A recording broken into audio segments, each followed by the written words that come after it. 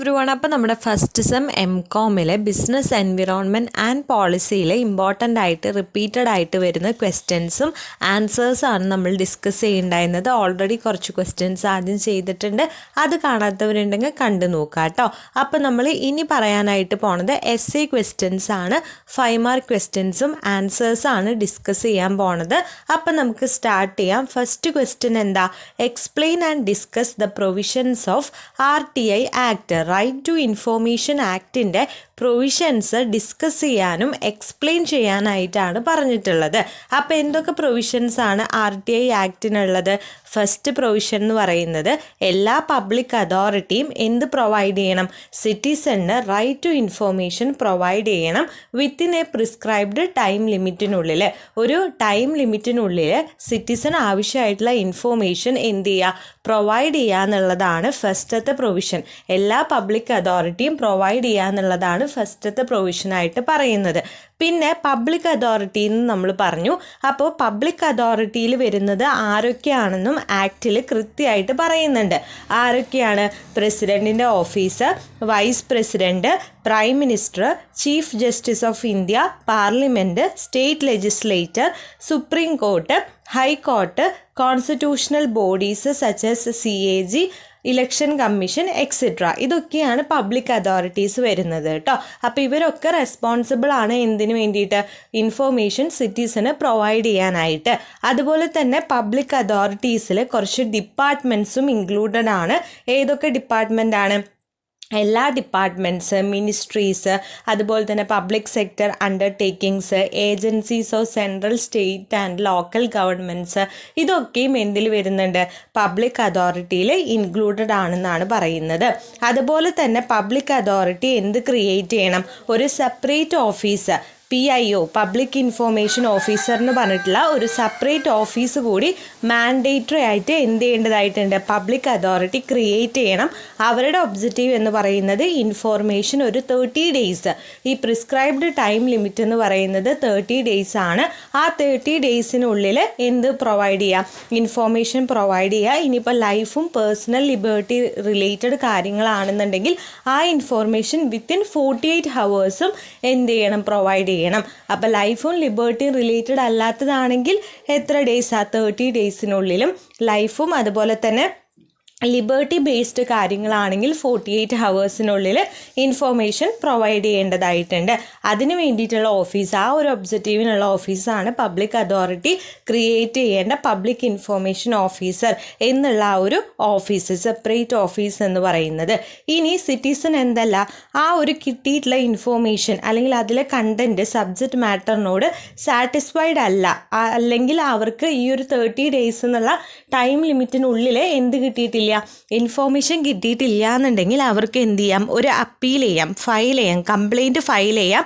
അത് complaint file ചെയ്യേണ്ടത് first അപ്പലേറ്റീവ് അതോറിറ്റിയോടാണ്. First appellate authority എന്ന് പറയുന്നത് ആരാണ്? Joint secretary of respective department. ഏത് ഡിപ്പാർട്ട്മെൻ്റ് ആണോ ആ ഡിപ്പാർട്ട്മെൻറ്റിലെ ജോയിൻറ്റ് സെക്രട്ടറി ആണ് ഫസ്റ്റ് ലെവൽ അപ്പലേറ്റ് അതോറിറ്റി. ആ ലെവൽ അപ്പലേറ്റ് അതോറിറ്റിയോടാണ് നമ്മൾ ഫസ്റ്റ് അപ്പീൽ പോകേണ്ടത്. അവിടുന്ന് നമുക്ക് സാറ്റിസ്ഫൈഡ് അല്ല എന്നുണ്ടെങ്കിൽ വീണ്ടും നമുക്ക് എങ്ങോട്ട് പോവാം?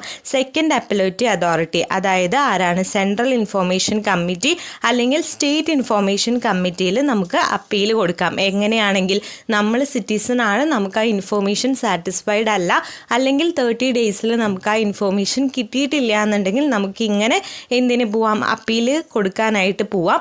അതുപോലെ തന്നെ നമ്മൾ ഇൻഫോർമേഷൻ എന്ന് പറയുന്നുണ്ട് അല്ലേ? അപ്പോൾ ആക്റ്റിൽ തന്നെ എന്താണ് ഈ ഇൻഫോർമേഷൻ അല്ലെങ്കിൽ എങ്ങനെയാണ് ഈ ഇൻഫോർമേഷൻ എന്ന് പറയുന്നുണ്ട്. ഇൻഫോർമേഷൻ എന്ന് പറയുന്നത് ഏത് മെറ്റീരിയൽ വേണമെങ്കിൽ ആവാം. അത് റെക്കോർഡ്സ് ആവാം, ഡോക്യുമെൻറ്റ്സ് ആവാം, ഇമെയിൽസ് ആവാം, ഒപ്പീനിയൻസ് ആവാം, അഡ്വൈസസ് ആവാം, ഓർഡേഴ്സ് ആവാം, ലോ ബുക്സ് ആവാം, കോൺട്രാക്റ്റ് ആവാം, സാമ്പിൾസ് ആവാം. ഇങ്ങനെ ഏത് മെറ്റീരിയലിനെ വേണമെങ്കിലും നമുക്ക് ഇൻഫോർമേഷനായിട്ട് നമ്മുടെ റൈറ്റ് ടു ഇൻഫോർമേഷൻ ആക്റ്റിൽ കൺസിഡറേഷൻ ചെയ്യാം. അതുപോലെ തന്നെ RTI ആക്ട് കുറച്ച് എക്സംഷൻസ് വെച്ചിട്ടുണ്ട്. കുറച്ച് കാര്യങ്ങൾക്ക്, കുറച്ച് പബ്ലിക് അതോറിറ്റീസിന് മാത്രം അവർക്കൊരു ഒബ്ലിഗേഷനും അല്ലെങ്കിൽ ആ ഒരു ഒഫീഷ്യൽ ഇൻഫോർമേഷൻ ഒരു സിറ്റിസണും കൊടുക്കേണ്ട ആവശ്യമില്ല എന്ന് പറഞ്ഞിട്ടുള്ള കുറച്ച് എക്സംഷൻസും ഈ ഒരു ആക്റ്റിലുണ്ട്. ചില പബ്ലിക് അതോറിറ്റീസിന് ചില കാര്യങ്ങൾ മാത്രം സിറ്റിസനോട് ഡിസ്ക്ലോസ് ചെയ്യേണ്ട കാര്യമില്ല, ചില ഒഫീഷ്യൽ ഇൻഫോർമേഷൻ മാത്രം പ്രൊവൈഡ് ചെയ്യേണ്ട കാര്യമില്ല. അതും നമ്മുടെ ഈ ഒരു ആക്റ്റിൽ പറയുന്നുണ്ടെന്നാണ് പറയുന്നത്. അപ്പോൾ നമ്മുടെ RTI ആക്ടിൻ്റെ പ്രൊവിഷൻസ് ഓക്കെ അല്ലേ, ക്ലിയർ അല്ലേ? നെക്സ്റ്റ് ക്വസ്റ്റ്യൻ ആണ്, explain the factors influencing the business environment. Business എൻവിറോൺമെൻറ്റിനെ ഇൻഫ്ലുവൻസ് ചെയ്യുന്ന ഫാക്ടേഴ്സ് ഏതൊക്കെയാണെന്നാണ് ചോദിച്ചിട്ടുള്ളത്. മെയിനായിട്ട് 2 ഫാക്ടേഴ്സാണ് വരുന്നത്. ഒന്ന് ഇൻറ്റേർണൽ എൻവിറോൺമെൻറ്റ് ഫാക്ടേഴ്സും ഒന്ന് എക്സ്റ്റേർണൽ എൻവിറോൺമെൻറ്റ് ഫാക്ടേഴ്സും.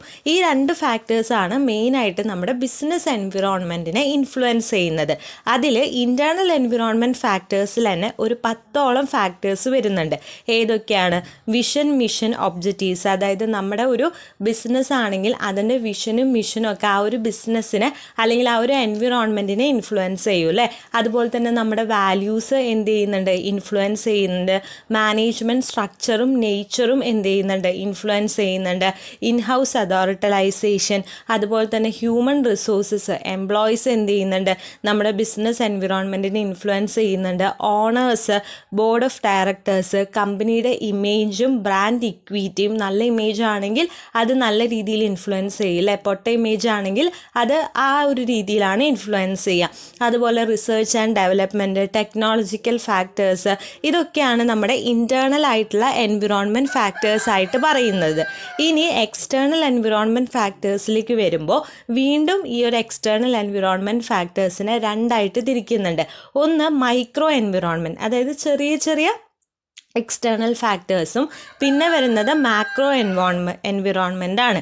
അതിൽ മൈക്രോ എൻവിറോൺമെൻറ്റിൽ വരുന്നതാണ് സപ്ലയേഴ്സ്, അതുപോലെ മാർക്കറ്റിംഗ് ഇൻ്റർമീഡിയറീസ്, കസ്റ്റമേഴ്സിൻ്റെ ഓരോ താല്പര്യങ്ങൾ എന്ത് ചെയ്യും? നമ്മുടെ ബിസിനസ് എൻവിറോൺമെൻറ്റിനെ പല രീതിയിൽ എഫക്റ്റ് ചെയ്യും അല്ലേ. അതുപോലെ competitors, public, financials, regulatories, strategic partners, ഇതൊക്കെയാണ് മൈക്രോ എൻവിറോൺമെൻറ്റിൽ വരുന്ന ഫാക്ടേഴ്സ്. മാക്രോ എൻവിറോൺമെൻറ്റിൽ വരുന്നതാണ് economic environment, political environment, technological environment, social environment. അപ്പോൾ നിങ്ങളോട് ഫാക്ടേഴ്സ് ഇൻഫ്ലുവൻസിങ് ബിസിനസ് എൻവിറോൺമെൻറ്റ് എന്ന് പറഞ്ഞിട്ട് essay ക്വസ്റ്റ്യൻ വരികയാണെന്നുണ്ടെങ്കിൽ എന്ത് ചെയ്യുക?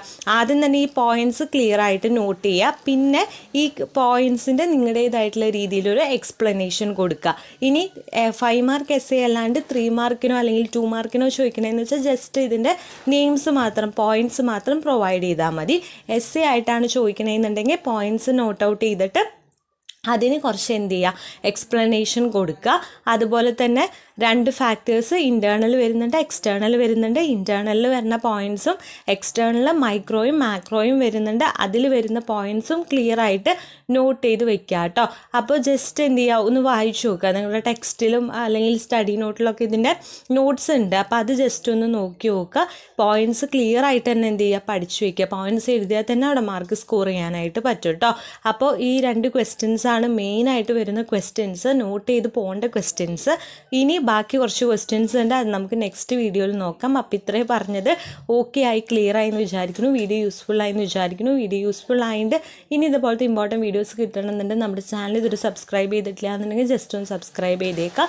പിന്നെ നിങ്ങൾക്ക് എന്തെങ്കിലും ഡൗട്ടോ സജഷൻസോ ഉണ്ടെങ്കിൽ കമൻറ്റ് ബോക്സിൽ കമൻറ്റ് ചെയ്യുക. ഇതിൻ്റെ നോട്ട്സ് നമ്മുടെ ടെലിഗ്രാം ഗ്രൂപ്പിൽ കൊടുക്കുന്നുണ്ട്, അതിൽ ജോയിൻ ചെയ്യാത്തവരുണ്ടെങ്കിൽ അതിലും ജസ്റ്റ് ഒന്ന് ജോയിൻ ചെയ്തേക്കാം കേട്ടോ.